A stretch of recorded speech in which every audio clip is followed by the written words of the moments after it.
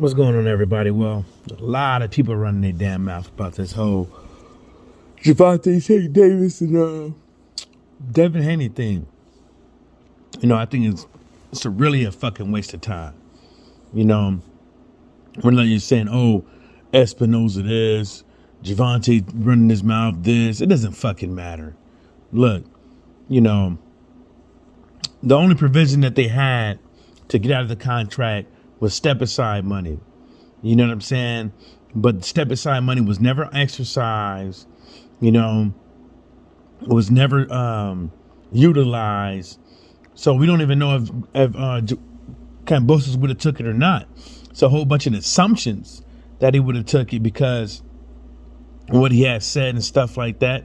But it's not up to just George Kambosos whether or not he takes his step aside money or not, just like this rematch, just like when he fought Devin Haney. It's not up to him.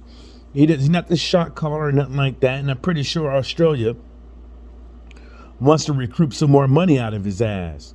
And there's no guarantee that if he takes step aside money, that he will even fight the winner of that, because if he has another fight in between, or if something happens and this and the third, the time is now for them to take that fight.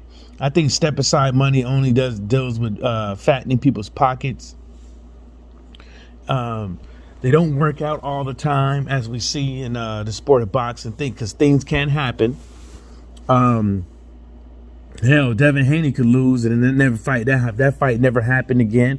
So I think people really just need to hold their horses, man. I just think that a lot of people are just sitting up over here running their mouth because it's something to listen to. I don't think it, or they have a vested interest in the Haneys or something like that. But the fight is not happening. So stick with what you know.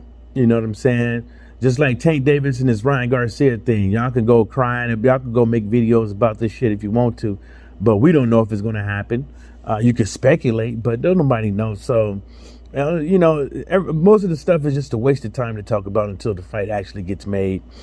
And I think a lot of people are just being predators out here, and just because there's nothing else to talk about. When you talk about your fight prediction with Luis King Kong Ortiz and Andy Ruiz, talk about that. Like, actually break it down, make a fight prediction instead of making a who's ducking who and who's scared of who. Ain't there's Tank is not scared of no goddamn Devin Haney. There's not been one time that you got the notion that Tank was in control of his career or gave a fuck who he fought next. Not one time he even admitted that he never asked for a name. So, 1 minute you're on this guy's nuts, next minute people are on this guy's nuts. And I don't give a fuck.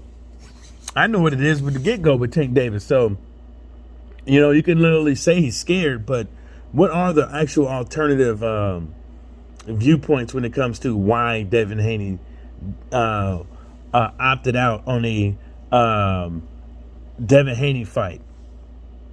What would be the actual alternative answers to that? You know what I'm saying? Because obviously, if you look at Tank Davis' career and the levels of opposition that he has fought, when people are saying he's being coddled by the PBC, so what would be the alternative answers to that question? You know what I'm saying? If he ain't scared, what is it?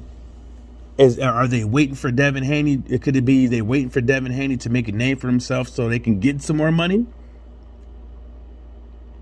Could it be they want Devin Haney to defend his undisputed reign? Could it be they want to see if Devin Haney will actually lose in the rematch against George Kambosos? Do they want to weigh the options of fighting somebody else before they fight Devin Haney to double up on their money? Do they want to wait to fight? Are they waiting to fight Ryan Garcia before they fight Devin Haney so they can get some more money? Like it could be a whole bunch of things. You know what I'm saying, that I don't know about. You know, we up over here, y'all up over here talking about Tank and Devin Haney. Hell, Earl and Crawford fight ain't even been made yet, and they're still in negotiations. So, you just never. There's other things other than what I said that could be the possibility on why the fight didn't happen, and other than Tank Davis being scared, because I don't think he's scared. I just think that people are just using that to create a narrative. You know what I'm saying? Because a narrative that their fight fans want to hear. You know what I'm saying? Everything sounds good, but nobody actually wants to talk about the alternative answers to things. It can only just be one way, and that's he's scared. Because it sounds good out of somebody's mouth doesn't mean it's correct. Just because it comes from somebody you like doesn't mean it's correct. So if you think Tank Davis is scared, that's y'all business. I think you guys are dead ass wrong. I believe that those guys up over there want the fight to be big. You know what I'm saying? Because how can you have a guy that's undisputed and not getting the props that he deserves? You see what I'm saying? Because of these weirdos out here don't want to give it to him because they want to say, well, let's break down his resume. You know what I'm saying? So, at the end of the day, I think the fight would happen, but to them is always money has to make sense. You know what I'm saying? They're not giving you the pretty boy Floyd mathematical equation. They're giving you the money man, the money maker, the TMT mathematical equation when it comes to Tank and his fights. You know what I'm saying? So folks need to realize that. They need to realize that the main thing they're worried about is, first off, is making Tank Davis into the star, pay-per-view wise and gate wise and worldwide. You see what I'm saying? That's the reason why he has fought the level of competition that he has fought.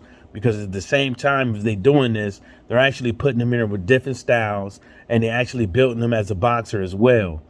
Now, Devin Haney, on the other foot, doesn't have those luxuries that Tank Davis has. So Tank Davis has been in there with different oppositions, and it's been built as a fighter. And when people are just sitting up over here waiting for guys without a lot of fights to just jump in there and fight people, you're looking for a disaster.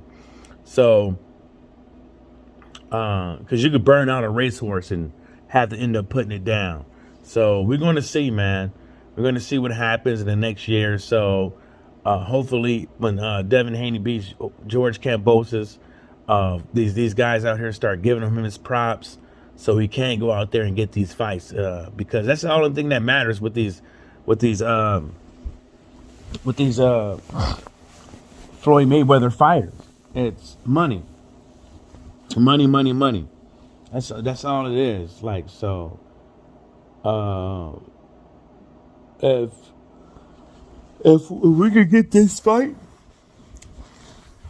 soon, when folks, the fight would have happened if folks would have gave Devin Haney his props.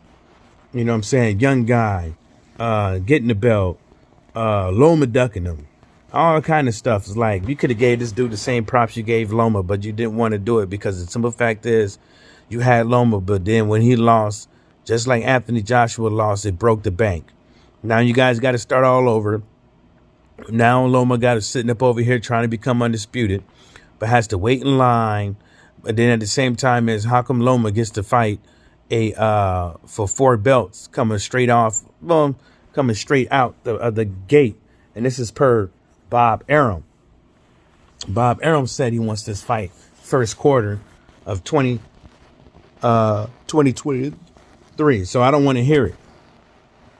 So I don't want to hear these things like, well, nobody wants to fight him. It was like, Bob Arum is a guy that's going to be making these big fights. So y'all can sit up over there. Y'all can try to talk to Bill and all that stuff. But obviously, there's somebody running the show, and that man is Bob Arum. So on that note, shout outs to everybody, the boxing world, and everybody stay sucker free.